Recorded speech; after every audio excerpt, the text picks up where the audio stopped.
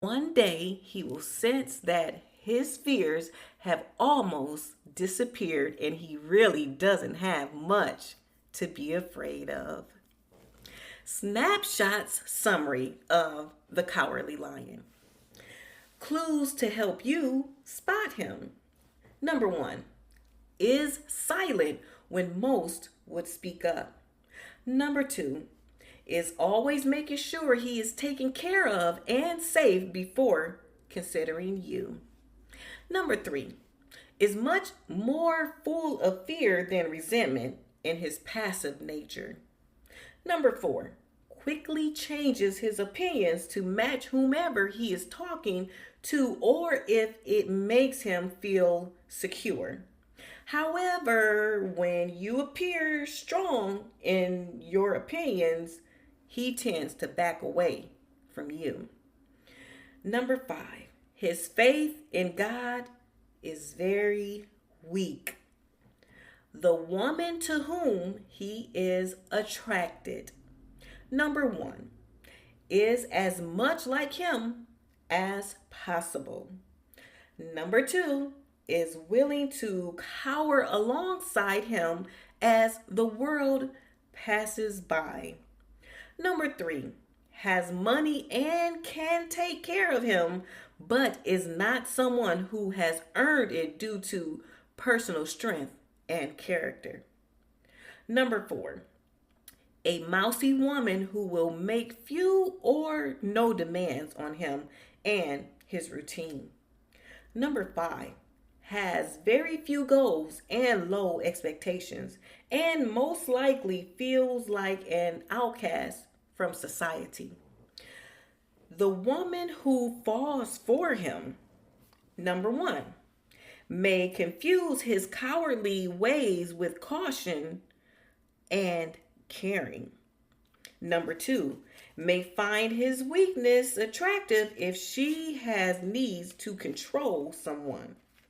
He will not stick around when he senses this. Number three, feels comfortable with his ways, which were normal to her family of origin.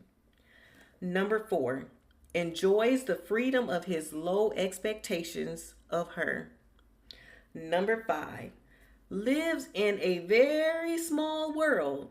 She does not see her potential beyond someone who will ensure sameness in life.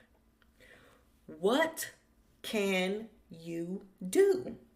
Number one, explore why you are so attracted to him, whether out of a need to control or a need to be free of risk. Number two, develop your faith in God so that your own fears are not driving you to him.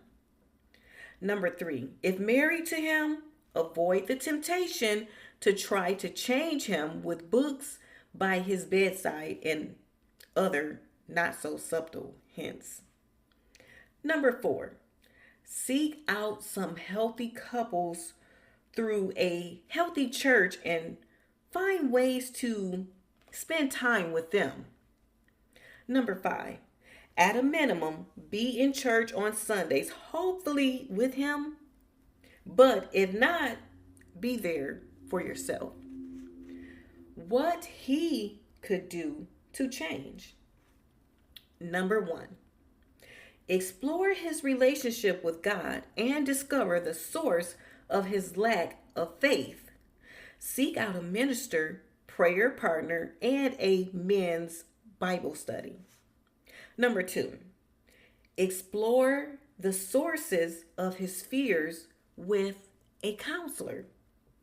Number three, read books, listen to tapes, and take classes on assertiveness. Number four, start taking small risks and see how it feels to move out of the norm in small steps. Number five, open up to others about hidden fears. This will reduce his fear of being found out.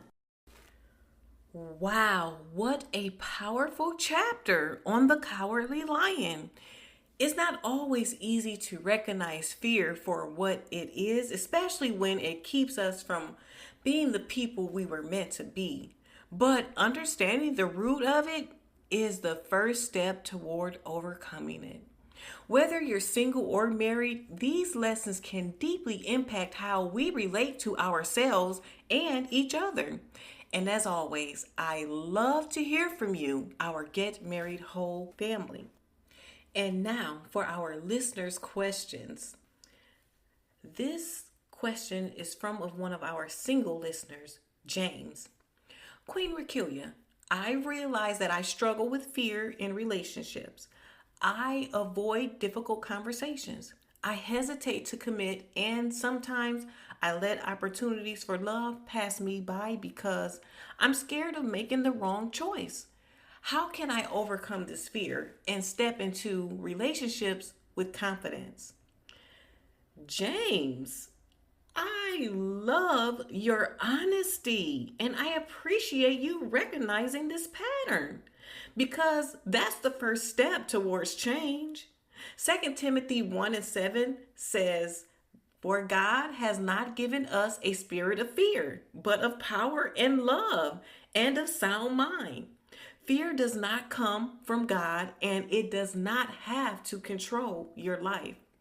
One of the best ways to overcome this fear is through intentional actions. Start small. Practice having conversations. Step into leadership roles in your life and remind yourself that mistakes are part of growth. Also, invite God into your relationships. Ask Him for clarity and trust that He will guide you. I'm going to repeat that. And trust that He will guide you. Fear wants to keep you stagnant, but love requires courage. Take that step forward and know that God has already equipped you with everything you need. And now from our married listener, question from Lisa. Queen Rakelia, my husband is a great man, but when it comes to making decisions, big or small, he avoids them completely. I feel like I have to take the lead on everything. He always says he doesn't want to mess up or make the wrong choice, but I just want him to take responsibility. How do I encourage him to step up as a leader in our marriage without pushing him away? Lisa, thank you for this question. It's something many women face in their marriage. Proverbs 16:9 tells us a man's heart plans his way, but the Lord directs his steps. Sometimes fear of failure keeps a man from stepping into his role as a leader. Start by affirming the times he has made good decisions, even in small ways. Instead of pushing, try inviting him to leadership by asking him his opinion, valuing his input, and encouraging him when he does take action. If his fear is deeply rooted, counseling or mentorship from a strong, godly man could also help him build confidence. You are not alone in this, and I believe that with patience, wisdom, and prayer, you can help him walk in his full purpose as a leader in your marriage. Thank you again for those questions. I want to hear from you. Yes, you, the amazing listeners of the Get Married Whole family. Your insights, experiences, and questions make these conversations even richer. Have you ever encountered a man who struggled with fear and inaction? How did you handle it? If you saw yourself in the cowardly lion, what steps did you take to change? Have you or someone you love overcome fear and learned to walk boldly in faith?